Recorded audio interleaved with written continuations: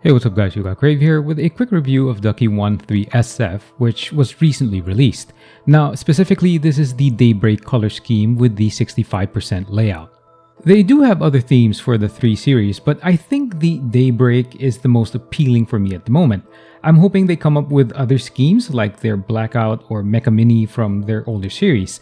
Anyway, ever since the 2 Duckies I was able to use before, I've always had Ducky on my radar, and I was pretty excited for this 1.3 version ever since it was announced, I think, late last year. TLDR is this, well, basically this 65% board does not disappoint, but I do have 2 items on my wish list from the company. The first is really about the way it looks. Now, as I mentioned, I like the DayBreak look the most, but I do wish they had other color options just to make sure it better matches computer setups, or at least most setups. Minus that, it looks great though. Now, following their quack mechanics for the 3 series, it's using double shot PBT caps to basically ensure that your board will look good for extended periods, as you don't have to worry about the shine effect or letter fading as you would expect in standard ABS material used in other boards. Now, by the way, while it is RGB enabled, the lights do not shine through the letters of the caps. You will only see the lighting effect on the sides, or at least on the sides and under the bottom part of the caps. And you'll also see the lighting on the way it reflects off the top white plate, which really isn't a bad effect. Also, as with most small form factor boards, the RGBs are controlled with specific key presses. Now, back on the design aspects, and if you've owned or seen Duckies before, the look is still somewhat consistent. Now, I say somewhat as this 1.3 has more angular designs at the sides as opposed to the boxy look of some of their older models. Now, the branding sticks out on the top right part of the board, or the part that's facing away from you when you're using the keyboard. Now, on the left side of that same top part, you have the socket for your detachable USB cord, which is par for Ducky's offerings. Now, one more thing about the look of the board from the top part, and because it is a 65% layout, other functions are seen on the side of the caps that are facing towards you when you're using it. So even though it's really a small form factor board, it has the functions of a full layout. They're all accessible by the use of the FN or the function key. The underside of the board is pretty standard. Now, you have your feet, which allow for 3 levels of height depending on your elevation needs. Now, the rubber feet are still excellent as always. They really do their job in keeping the board stable in case you get a bit excited while gaming. You also have your dip switches on the underside, which allow for some tweaking on how the board behaves. Now, you can really just check Ducky's website for that, or for more information on that, as personally, I never really thought they were useful. I don't know, that's just me. Now, since we are looking at the board from different angles, you'll start to notice the feel of the board once you hold it in your hands, and it's really made of plastic. It really just is. Now, it's my second wish list item from Ducky One 3.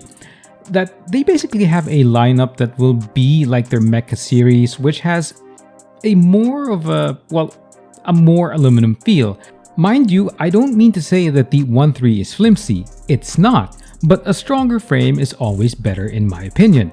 Now, we get into the 2 notable features of this series. First is its acoustics, and second are its replaceable switches. Now, the acoustics of this board are really just great. We're gonna get into a sound test in a bit, but they've done something really great here, and that they've made me think about swapping the switches of this board. This DayBreak I have right now came with Cherry MX Browns, which are relatively quiet, but they produce a tactile bump.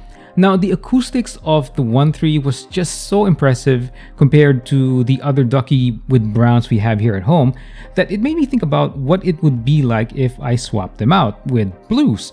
So I ordered Blues, and not just the Cherry Blues, but Gaterons, which are reported to be louder, but although they do have a smoother feel. Now, I haven't used any board with Blues in a while because of the sound they make.